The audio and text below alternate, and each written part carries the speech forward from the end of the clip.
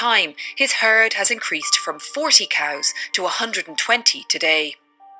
When I started out, I would have had fattening beef cattle, I would have had tillage. Simply because of the weather conditions on this peninsula and so on, it was getting more and more difficult to actually make an economic return out of tillage. So the one enterprise that suits this particular block of land is dairy farming. Harold isn't alone in seeing his long-term future in milk production. In the last decade, the number of dairy cows in Cork has increased by 96,000 to 381,000 animals today. All these extra cows need grass to eat, but the only way to ensure enough grass grows is to spread nitrogen and phosphorus fertilisers on the land. Scientists say these nutrients are entering local watercourses and are causing pollution.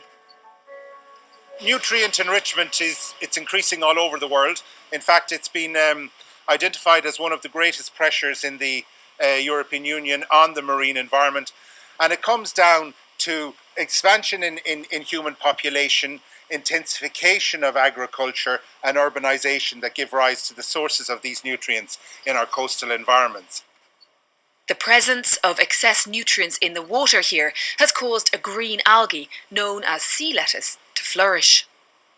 Nitrogen and phosphorus are essential nutrients for the growth of plants, and this seaweed is the same. It requires nutrients for its growth. With this kind of growth, you can get a reduction in the biodiversity, you can get less shellfish, less finfish in the area. So it sort of smothers the water body? Yes. Like any organic matter, when it breaks down and it decays, it uses up oxygen.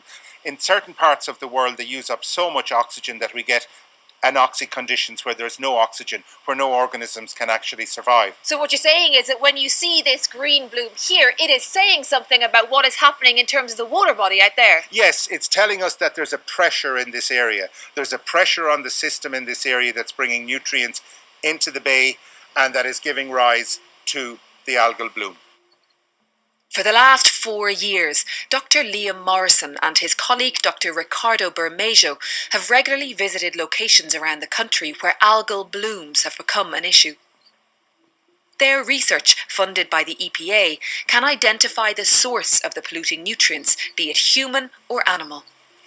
Different locations give different results. We use a kind of technique based on the isotopic analysis that allow us to have a kind of nutrient fingerprint, and we can have an idea about where are these nutrients coming from. In the case of Tolka in Dublin, these analyses are indicating that is a problem with the wastewaters. In the case of here, Clonakilty, these analyses are pointing out farming. So it is possible to trace back the source of the nutrients to either human sewage or animal waste? Yes, so sometimes it's possible, sometimes not, but in this case that indicates that is agriculture the most likely source. This is one of the most intensive dairy farming areas in the country, and we know the difference between dairy farming and beef farming. We have more dairy cows per hectare than we have beef dry stock. We also know that dairy cows are longer grazing the pasture, and also we know that they excrete more nutrients than dry stock. So the majority of the nutrient enrichment in this estuary that's causing the macroalgal bloom is coming from agriculture in the catchment. Harold Kingston is convinced that part of the problem is the result of inefficient farm practices in the past. He says that even though he's increased the size of his herd, his use of fertilisers has considerably decreased. Of course, I'll agree that it's part of the story. The trouble is that in most cases, it's not seen as part of the story, it's seen as the story. When I would have started out and we didn't have as much knowledge of managing of nutrients, there would have been excess nutrients getting into groundwater, into water and so on. There's what's known as a lag time. From nutrients filtering through the soil, especially the type of free draining soils that are in this area, it can take up to 20 years for those nutrients to actually get into the groundwater and from there into the stream. I'm using about 2/3 of the nitrogen now as what I would have back then, and aiming to go further. And I'm growing an awful lot more grass now than I would have grown back then as well. Scientists believe that there are ways to reverse the damage that's been done both here and in other coastal areas, but it's a process that'll take years and require changes to government policy, farming practices, and all stakeholder groups coming together.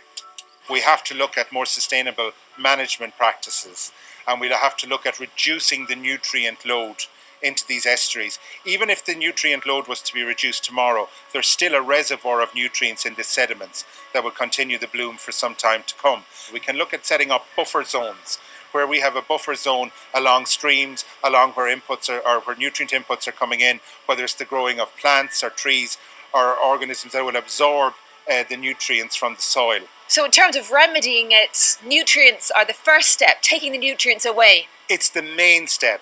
Removing nutrients, reducing nutrient load is the main step to the remediation and to the recovery of these estuaries. It's about everybody doing their part in it and realising that if you release extra nutrients into watercourses, it's harming for everybody. Are you confident that this is going to slowly disappear as an issue? There's always an issue there about keeping an eye on it and making sure that we do it properly. And once it's a conversation, that's perfect, because it's all about research and all about learning and about a conversation and everybody being part of that conversation, including farmers.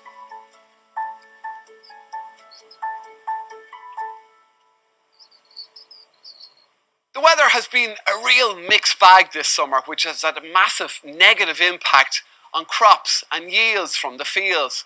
But it's also expected to really badly hit honey production.